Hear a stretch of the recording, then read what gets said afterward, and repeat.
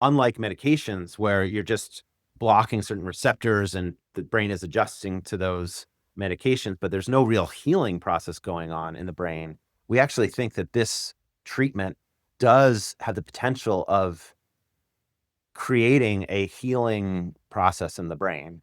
And if someone's been on a ketogenic diet for a few years and they come out of ketosis, they may not feel great, but I don't expect all their symptoms to come back immediately. And they're not going to go into withdrawal. So let's say someone's been on a medication for 3 years and they come off their medication abruptly, they're going to go into withdrawal and have lots of symptoms. But that's because they're having withdrawal effects from medications, not necessarily that their illness has come back. But that's how it gets interpreted often, that, oh, that means your illness has come back. But it's actually they're withdrawing from medications. Whereas in this case, you wouldn't withdraw just because you're coming out of ketosis, but you might not feel as well. And you might notice that. Do you think the future of mental health care is going to be this food component, or is that what you would like to see, or is that already happening?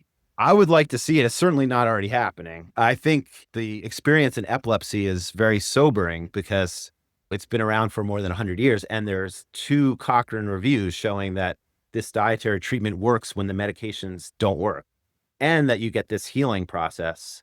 And so it should be the primary treatment in epilepsy. If you think about that, it's a superior treatment from an efficacy and outcomes point of view.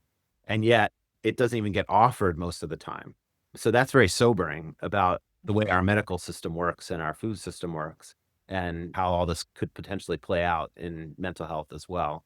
But I do think one of the differences is that in mental health, there's so many, millions of people who are dissatisfied with the outcomes they've gotten through mental health treatment.